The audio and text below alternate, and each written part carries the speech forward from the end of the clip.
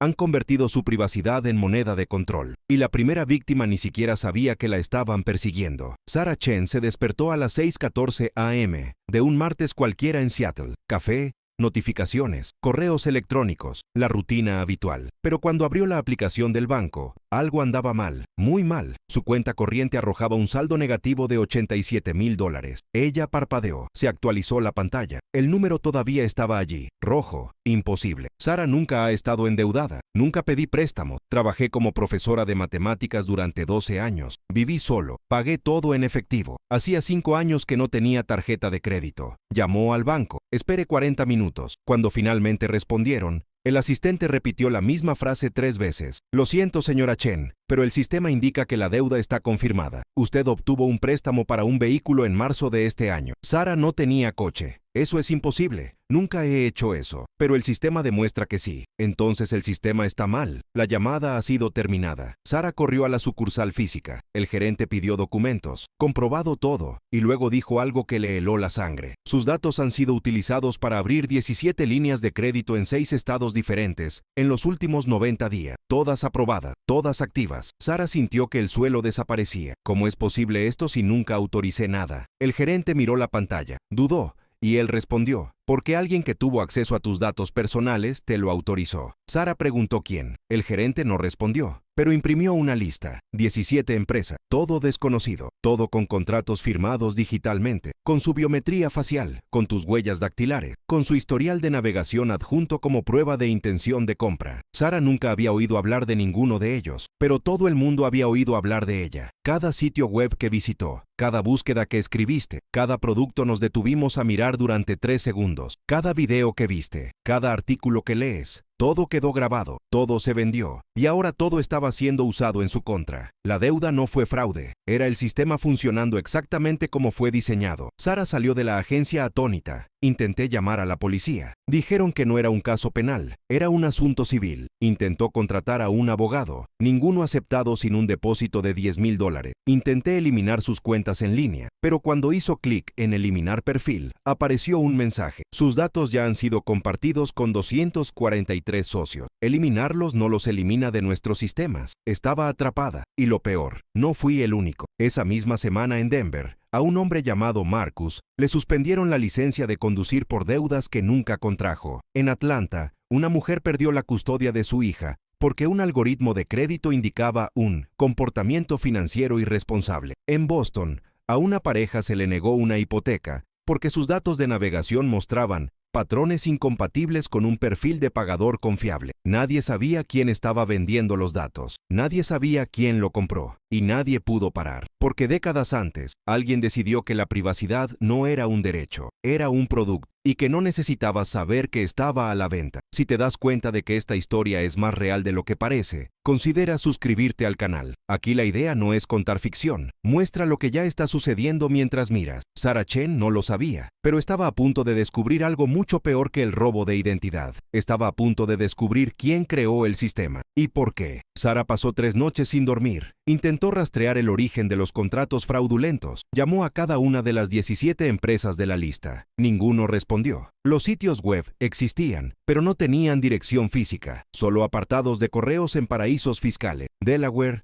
Islas Caimán, Luxemburgo. Contrató a un técnico en seguridad digital por $300. Buscó en sus dispositivos y encontró algo inquietante. 42 aplicaciones instaladas en su teléfono tenían permisos que Sarah nunca concedió conscientemente. Acceso a la cámara, en el micrófono, ubicación en tiempo real, al historial de mensaje, a las fotos, a contactos. Usted aceptó todo esto cuando hizo clic en acepto los términos de uso, dijo el técnico. Sarah no recordaba haber leído ningún término. Nadie lee, continuó. Y lo saben, por eso ponen cláusulas de transferencia de datos en medio de 60 páginas de texto legal. Firmaste un contrato que permite que tus datos se vendan docenas de veces. Sarah sintió náuseas. Pero puedo demandar, ¿verdad? Eso es ilegal. El técnico se rió, sin humor. No lo es. Todo está en los términos. Tú lo autorizaste. Simplemente no te diste cuenta. Fue entonces cuando Sara decidió profundizar más. Si no podía revertir el daño, al menos quería entender quién se beneficiaba de él. Comenzó a investigar las empresas que habían utilizado sus datos. Todd Loss llevó a otras empresas, y estos y otros más, hasta que encontró un nombre que aparecía en todas las cadenas de propiedad. Data Cortex Inc., una corporación registrada en 2008, sede oficial en Virginia, pero las operaciones se extendieron por 17 países, ingresos anuales estimados en $23,000 millones, y un modelo de negocio descrito en su propia web como análisis de comportamiento predictivo para la optimización del riesgo financiero. En lenguaje sencillo, compraron datos de millones de personas, analizaron cada clic, cada compra, cada movimiento, y vendieron perfiles de riesgo a bancos, compañías de seguros, compañías de crédito y gobiernos. Sara profundizó más. Descubrió que Data Cortex no funcionaba solo. Tuve socios, cientos de ellos, empresas que operaban por capas. Cada uno recopila un tipo diferente de dato. Una ubicación rastreada a través de GPS. Otro, el reconocimiento facial en las cámaras públicas. Otro, los patrones de compra en tiendas físicas. Otro, historial médico a través de aplicaciones de salud. Otra, conversaciones privadas a través de asistentes de voz. Y todos vendieron todo a Data Cortex, pero el nombre que Sara vio repetidamente en los documentos públicos de la empresa era el de un hombre, Elliot Dane, fundador y director ejecutivo, licenciado en informática por Stanford en 1999, ex ejecutivo de una de las mayores empresas tecnológicas del mundo, multimillonario a los 42 años, apariciones raras, entrevistas controladas, y un discurso que repitió cada vez que le preguntaron sobre privacidad. La privacidad es un concepto del siglo XX. En el siglo XXI, la transparencia es eficiencia, y la eficiencia salva vidas. Sara encontró una charla suya de 2011. Estaba en un escenario en San Francisco, frente a inversores, y dijo algo que la hizo pausar el video. El mayor error en la historia económica fue dejar que la gente creyera que sus datos personales eran suyos. No lo es. Los datos solo tienen valor cuando se agregan, y la agregación requiere escala. Estamos construyendo esa escala, y quien controla los datos controla el futuro. Aplausos. Sara sintió que la ira subía a su garganta, pero fue lo que vino después lo que la dejó fría. Elliot Dane continuó. Imagínese un mundo donde el crédito no se basa en la historia financiera, sino en la previsibilidad del comportamiento, donde los seguros no cubren riesgos pasados, sino riesgos futuros calculados por inteligencia artificial, donde los empleos no se ofrecen mediante currículums, sino mediante perfiles de conformidad social. Este mundo ya existe, lo construimos y funciona. Más aplausos. Sara apagó el vídeo, respiró hondo y se dio cuenta de algo terrible. Elliot Dane no ocultaba nada, estaba haciendo publicidad, en público, y a nadie le importó, porque nadie pensó que se vería afectado, hasta que lo sea. Ella continuó investigando, descubrió que Data Cortex operaba en asociación directa con agencias gubernamentales, contratos públicos, ofertas abiertas, todo genial, todo documentado. En 2019, la empresa firmó un acuerdo de $300 millones con el Departamento de Seguridad Nacional para monitoreo predictivo de comportamientos sospechosos. ¿Qué significó esto? Nadie explicó. El contrato fue clasificado, pero las filtraciones de ex empleados mostraron que el sistema analizaba patrones de compra, movimientos, comunicaciones e incluso expresiones faciales capturadas en los aeropuertos. Cualquier desviación del estándar generaba una alerta, y las alertas generaron investigaciones. Sara se dio cuenta de que no se trataba de una estafa. Estaba tratando con una industria que transformó la vigilancia en un modelo de negocio, y contó con apoyo institucional. Pero había algo que todavía no tenía sentido. ¿Por qué ella? ¿Por qué ahora? ¿Por qué esos contratos específicos aparecieron exactamente en ese momento? Fue entonces cuando Sara recordó algo. 3 meses antes, había buscado abogados especializados en demandas colectivas. Estaba investigando demandas contra empresas de tecnología, no por motivos personales, simplemente por curiosidad después de ver un documental. Pero el algoritmo lo registró y lo interpretó como intención. Sara fue marcada como perfil de riesgo litigioso, y perfiles como este, según filtraciones internas de Data Cortex, fueron enviados para neutralización preventiva, traducción, crear deudas falsas, arruinar el crédito, aislar financieramente, todo automatizado, todo es legal dentro de unos términos de uso que nadie lee. Sara sintió el peso de la verdad. Ella no fue atacada por casualidad, fue atacada porque el sistema la identificó como una amenaza. Y ahora necesitaba decidir, ríndete y acepta la ruina, o hacer exactamente lo que el algoritmo intentó evitar. Para luchar, Sara necesitaba pruebas, no suposiciones, evidencia documentada que podría sobrevivir a batallones de abogados corporativos. Ella comenzó discretamente. Cree nuevas cuentas de correo electrónico, utiliza navegadores anónimos y empezó a buscar otras víctimas. Fueron necesarias 2 semanas para encontrar el primero. Un foro oscuro en Internet. Personas que comparten cuentas idénticas, deudas que nunca contrajeron, contratos firmados digitalmente sin consentimiento, perfiles crediticios destruidos de la noche a la mañana. Todos tenían algo en común. Todo el mundo había investigado, en algún momento,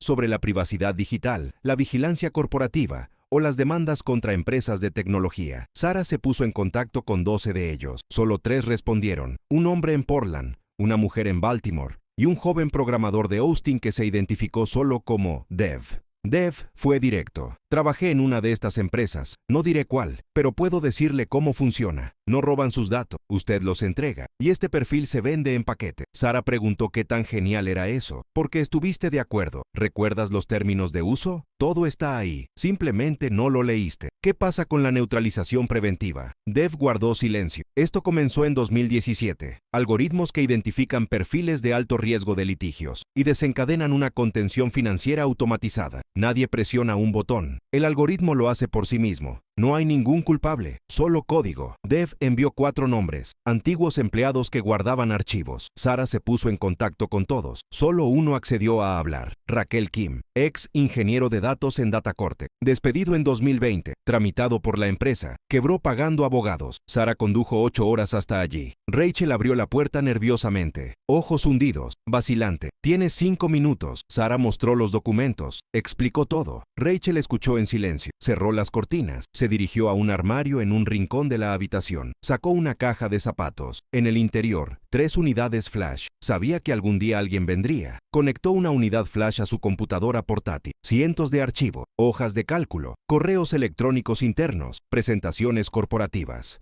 Un documento se llamó Protocolo de Contención, Fase Beta. Describía algoritmos que identificaban a personas con una alta probabilidad de iniciar procedimientos judiciales y acciones automáticas para desestabilizar la credibilidad financiera antes de que se materialice el riesgo legal. Otro archivo mostraba una lista de nombres, miles, marcado con estado, neutralizado, en curso. Escucha. Sara buscó su propio nombre. Estaba ahí, estado, en curso. Al lado, una nota automática. El sujeto demostró interés en el litigio colectivo. Probabilidad de acción, 78%. Recomendación, contención financiera inmediata. Sara sintió que la ira subía a su garganta. ¿Por qué lo guardaste? Rachel miró al suelo. Porque yo también estoy en esa lista. Sara respiró hondo. ¿Qué pasa si reunimos a todas las víctimas y le llevamos esto a alguien que no pueda ser borrado? Raquel miró hacia arriba. ¿OMS? Prensa. Raquel negó con la cabeza. La prensa no lo publica. Las empresas de tecnología son sus mayores anunciantes. Pero hay una persona, James Corey, periodista de investigación. Trabaja de forma independiente. Tiene un gran podcast. Si alguien puede ser noticia, es él. Sara tomó las memorias USB. ¿Vendrás conmigo? Raquel vaciló. Sí. El sistema identificó la conexión. Los algoritmos registraron el intercambio de archivo. Se generó automáticamente una nueva recomendación. Riesgo de exposición pública elevado. Intensificar la contención. La máquina ya estaba en movimiento, pero por primera vez, Sara también lo estaba. James Corey no fue fácil de encontrar. No tenía oficina, no aceptó reuniones públicas, y su equipo filtró todos los mensajes con paranoia quirúrgica. Sara intentó contactarnos por correo electrónico. Ninguna respuesta. Probado a través de las redes sociales. Bloqueado por robots. Intenté llamar al número del podcast. Buzón automático. Fue Rachel quien tuvo la idea. Hace eventos en vivo, pequeños, sin anuncios públicos, pero hay un patrón. Siempre en ciudades universitarias, siempre en librerías independientes, y siempre el último jueves del mes. Cruzaron datos. Encontraron una librería en Boston que cumplía los requisitos. Compraron boletos. Y lo fueron. Llegaron 2 horas antes. La librería era pequeña, silencioso. Cerca de la puerta había un cartel discreto. Conversación con James Corey. 7 p.m. Asistieron 17 personas. James entró a las 7:04 p.m. cabello gris desordenado, chaqueta raída, ojos cansados pero atentos. Habló durante 40 minutos sobre periodismo de investigación, algoritmos de desinformación y la muerte de la prensa independiente. Cuando terminó, se abrió a las preguntas. Sara levantó la mano. ¿Alguna vez ha oído hablar de la reducción financiera automatizada? James se detuvo. Él la miró. Él entrecerró los ojos. ¿Quién pregunta? Alguien que tenga pruebas. La habitación quedó en silencio. James despidió a todos. Les pidió a Sara y Rachel que se quedaran. Cerró la puerta. Se sentó a la mesa. Espectáculo. Sara conectó la unidad flash a su computadora portátil. Abrió los archivos. James leyó en silencio. Había hojas de cálculo, correos electrónicos internos abiertos. Estudió cada documento. Duró casi una hora. Cuando terminó, se quitó las gafas, se frotó los ojos, y él dijo, ¿es esto real? Completamente. James respiró hondo. Si publico esto, me demandarán, intentarán destruirme, y utilizarán todos los recursos legales posibles para aterrizar la historia. Sara lo miró directamente. Y si no lo publicas, lo siguen haciendo, con miles de personas, para siempre. James guardó silencio, miró a Raquel, para Sara, para los archivos en la pantalla, y él dijo, necesito más, necesito a alguien dentro, alguien que esté dispuesto a hablar en público, con cara, con nombre, sin anonimato. Rachel tragó. Yo hablo. James la miró. ¿Sabes lo que eso significa? Te perseguirán. Ellos cambiarán tu vida. Intentarán demostrar que estás mintiendo. Raquel asintió. Lo sé, pero también sé que si no hago esto, nunca podré volver a dormir. James cogió el teléfono. Llamó a alguien. Habló en voz baja. Apagado. Tengo un productor en Nueva York. Tiene conexiones con una gran red de noticias. Si hacemos esto, tiene que ser ahora. Antes de que se enteren. Sara sintió que su corazón se aceleraba. ¿Cuánto tiempo necesitas? 48 horas. Estuvieron de acuerdo. James trabajó sin parar. Comprobó cada archivo. Autenticidad confirmada. Se contactó con otros ex empleados de Data Cortex. Obtuve 3 entrevistas adicionales, todo anónimo, pero con pruebas que lo corroboran, y el sábado por la mañana lo publicó. El título era sencillo: cómo las corporaciones utilizaron la privacidad como arma, la historia secreta de la contención financiera automatizada. El artículo tenía 12,000 palabras, citó documentos internos, presentó testimonios, mostraba la lista de nombres e incluía una entrevista grabada con Rachel Kim, donde explicó, con detalles técnicos, cómo funcionaba el sistema. La reacción fue explosiva. En 6 horas, el artículo tenía 2 millones de visitas. Al cabo de 12 horas, estaba en todos los titulares. Al cabo de 24 horas, los senadores pidieron una investigación. Elliot Dane ha emitido un comunicado oficial. Las acusaciones son infundadas e irresponsables. Data Cortex opera dentro de todas las leyes aplicables. Nuestros sistemas de análisis de riesgo son auditados periódicamente y no violan la privacidad. Estamos considerando emprender acciones legales contra los responsables de esta campaña de difamación. Pero ya era demasiado tarde. 3 grandes inversores retiraron sus fondos. Se suspendieron 7 contratos gubernamentales y la Comisión Federal de Comercio abrió una investigación formal. Sara vio todo en la televisión. Todavía no lo creía. Fue entonces cuando sonó su teléfono. Número desconocido. Ella respondió. ¿Sara Chen? Sí. Esto es de la Fiscalía General. Nos gustaría invitarlo a testificar en la investigación contra Data Cortex. Tu información fue esencial. Sara colgó. Miró a Rachel, que estaba sentada a su lado, y por primera vez en meses, sonrió. Pero la victoria tuvo un precio. Rachel recibió amenaza, tuvo que cambiar de ciudad nuevamente, contratos de trabajo perdidos, y pasó meses mirando por encima del hombro. A Sara se le cancelaron sus deudas, pero su nombre aún quedó empañado en los sistemas crediticios. Los bancos rechazaron cuentas, las compañías de seguros negaron la cobertura. El algoritmo había dejado cicatrices digitales que tardarían años en borrarse. James Corey fue demandado por Data Cortex por difamación. El caso duró 18 meses. Él ganó, pero gastó $800,000 en abogados. Elliot Dane nunca fue arrestado. Dimitió como director general, vendió sus acciones y hoy vive en una mansión en Mónaco, lejos de los focos. Data Cortex ha cambiado de nombre, operaciones reestructurada y sigue activo. Pero algo cambió. Se aprobaron leyes, se crearon reglamentos y millones de personas despertaron a una verdad que siempre estuvo ahí, pero que nadie quería ver. La privacidad no es algo que se pierda por accidente, es algo que te quitaron, con tu consentimiento, mientras no estabas prestando atención. Si este video cambió la forma en que ves las aplicaciones en tu celular, los términos que aceptas sin leer y los datos que brindas todos los días, un me gusta ayuda a YouTube a mostrar esto a más personas. Y quiero saber de ti, ¿en qué parte de esta historia te diste cuenta de que esto no es ficción? ¿Es realidad? Comenta ahí. 3 años después de la publicación, Sara se encontraba en un auditorio de Washington. A tu lado, Raquel. Y frente a ellos, 200 legisladores, activistas de la privacidad digital y representantes de organizaciones de derechos civiles. Había sido invitada a declarar en la audiencia final sobre la nueva ley de protección de datos personales, un proyecto que nació directamente del escándalo de Data Cortex. Sara miró el micrófono, respiró hondo y empezó. Mi nombre es Sara Chen. Hace 3 años me desperté con una deuda de $87,000 que nunca contraje. Hoy estoy aquí porque descubrí algo que todo el mundo debería saber. No nos robaron la privacidad. Fue negociado y firmamos el contrato sin leerlo. Ella hizo una pausa, pero el problema no fue solo nuestra distracción. Era el sistema el que contaba con ella. Un sistema construido por personas inteligentes que decidieron que la transparencia era más rentable que el consentimiento. ¿Qué eficiencia valía más? ¿Qué dignidad?